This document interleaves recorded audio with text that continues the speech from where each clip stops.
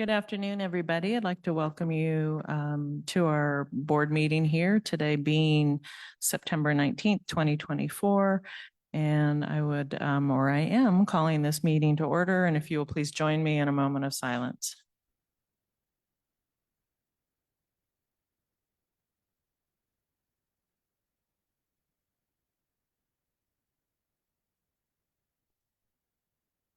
Thank you. And if you will please stand and join us for the Pledge of Allegiance.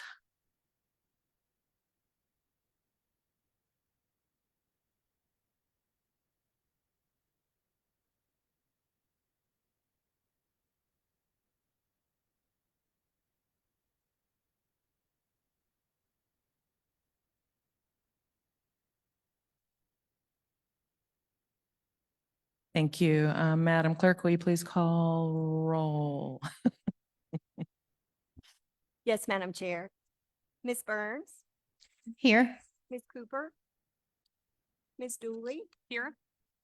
Mr. Morse, Here. Mr. Meyer, Ms. Richardson, Here. and Ms. Torres. Yes, thank you. Thank Now, if I may have a motion for approval of our proposed agenda.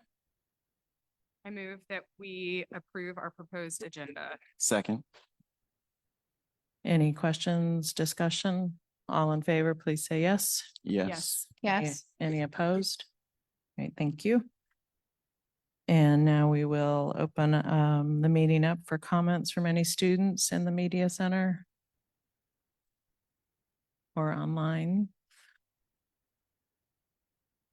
Great, and then we have an opportunity for comments from members of the community.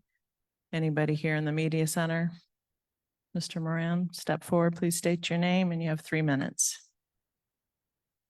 Thank you very much. My name is Chuck Moran, and I live in the neighborhood right next to Johnson School. And first of all, I'd like to thank Dr. Gurley for your considered response to my email yesterday, sir. That was very well welcomed, and I appreciate that.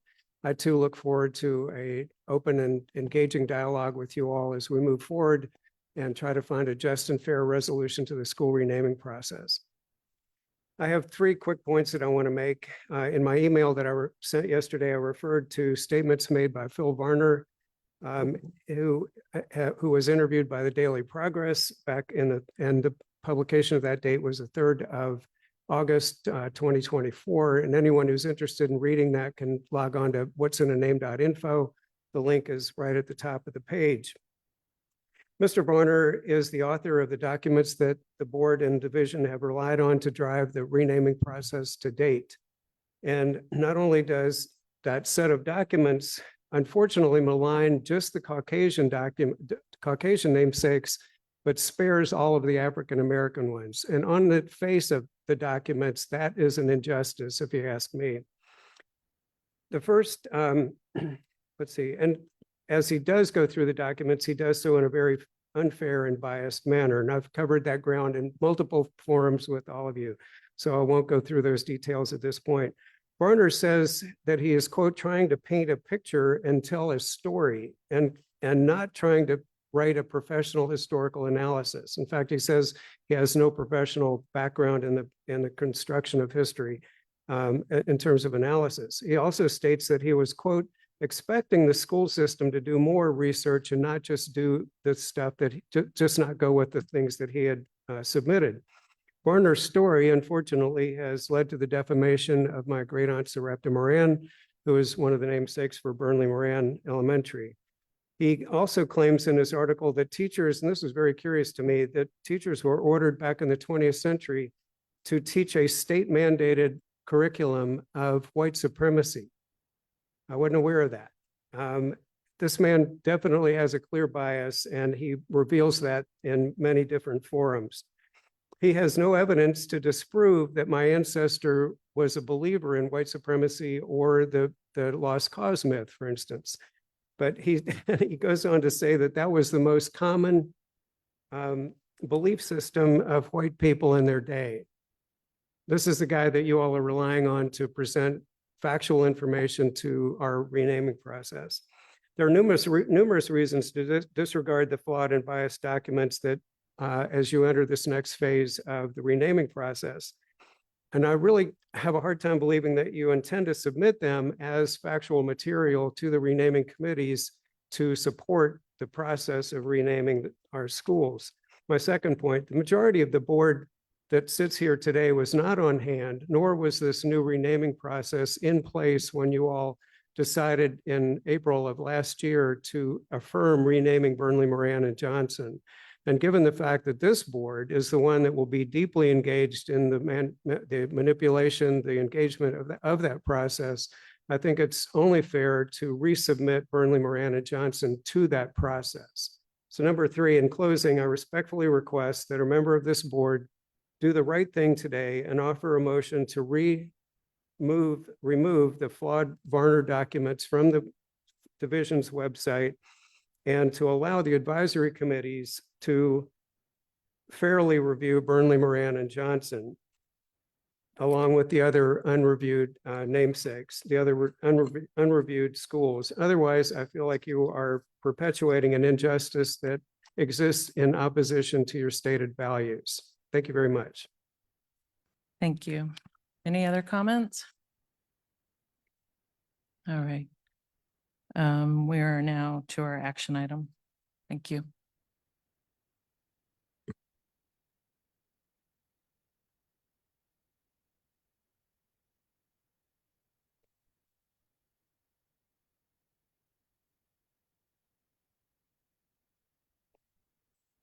Good evening, Madam Chair and members of the school board and those assembled in the audience.